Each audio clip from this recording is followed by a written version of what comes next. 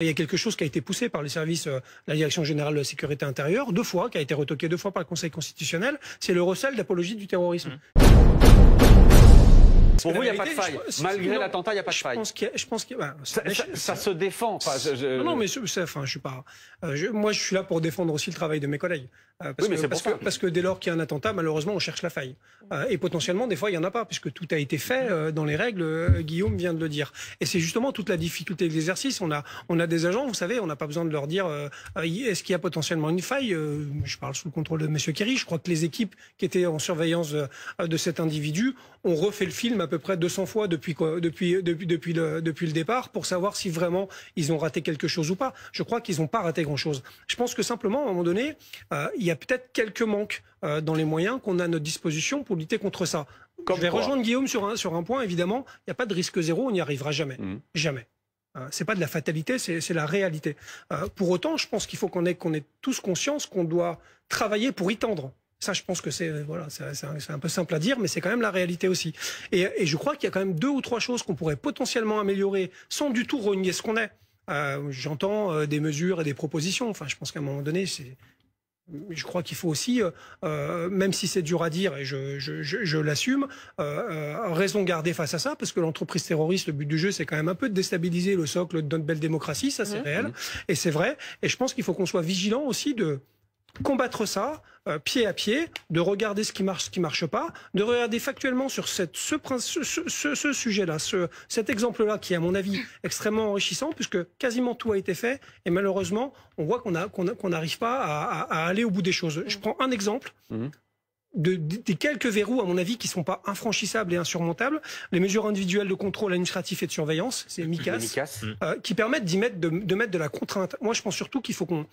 C'est-à-dire notamment au moment où on sort de prison. C'est exactement ça. Voilà. Il y a des mesures de surveillance individuelles, le pointage, des obligations. Vous allez 3 fois par semaine à la gendarmerie ou à la police. Vous êtes restreint dans votre capacité de pouvoir vous déplacer à un certain périmètre, etc., etc. Ces mesures-là, il faut savoir que quand la loi est sortie, les agents de renseignement auraient apprécié qu'on puisse au moins surveiller pendant 2 ans, par exemple, après ces gens-là. Le Conseil constitutionnel a dit non, c'est trop contraignant. C'est 1 an. C'est 1 an, et encore 1 an en général. Au-delà de 6 mois, il faut des nouveaux éléments, et elles sont abandonnées. Vous voyez, c'est exactement le genre de verrou qu'on doit faire sauter. Pourquoi? Parce que tant qu'on y mettra des contraintes, il y aura potentiellement des failles, et quand il y a des failles, mes collègues vont pouvoir judiciariser et renvoyer ces gens-là dangereux en prison. Alors, moi, je partage ce que dit évidemment Guillaume. Il y a énormément de choses qui ont été faites. Il a fait la démonstration assez claire que les choses évoluent. Donc ça veut dire qu'à chaque fois, on essaye de s'adapter au mieux, sans perdre de vue, encore une fois, l'ADN de l'état de droit, parce que je pense que c'est important de le rappeler malgré tout, même si ça fait bisounours, même si c'est peut-être pas voilà ce que les gens ont envie d'entendre, parce que c'est bien plus simple, évidemment, de se dire que nos 1200 fiches actives dangereuses, on va tous les enfermer jusqu'à la fin de leur vie. Je dis, personne ne peut croire que ça arrivera un jour, clairement. Enfin, moi, je le dis.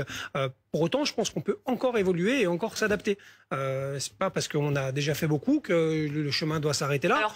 Moi, j'ai 2 exemples, encore une fois, je le répète, parce que c'est peut-être fondamentalement ce qui peut démontrer qu'on n'a pas une forme de naïveté, mais que à un moment donné, malgré tout, je crois que on n'est pas un dangereux dingue si on dit que ces 1200 personnes font peser sur plus de 65 millions quand même un danger assez prégnant et qui peut être quand même assez anxiogène, et qu'à un moment donné, on peut peut-être aller plus loin sans remettre en cause nos libertés individuelles et publiques. Mais en faisant quoi, aller plus loin, en faisant quoi? Eh ben, tout simplement en arrêtant de se mettre des freins, par exemple, sur ces fameuses MICAS. Pourquoi 6 mois? Je veux dire, parce que plus on leur mettra de contraintes, plus ils potentiellement... En gros, on impose de plus en plus de contraintes à la sortie de la prison. Forcément, s'ils sont contraints et s'ils en sortent, nous, on peut judiciariser. Et il y a une chose qui n'a pas été faite et qui me semble aujourd'hui essentielle, le délit de radicalisation. Je pense qu'il va être compliqué à matérialiser honnêtement. Il y a quelque chose qui a été poussé par les services de la Direction générale de la sécurité intérieure, 2 fois, qui a été retoqué 2 fois par le Conseil constitutionnel. C'est le recel d'apologie du terrorisme. C'est aujourd'hui, si vous allez faire une visite chez quelqu'un et que dans sa chambre, il a un drapeau de Daesh comme ça, il a 3 gigas de vidéos de décapitation et d'allégeance, et ben, si il n'en a pas fait publicité ni quoi que ce soit, vous repartez de chez lui en lui souhaitant une bonne journée. Je pense qu'à un moment donné, c'est ce genre de choses qu'on doit faire évoluer rapidement si on veut encore se prémunir. Un délit.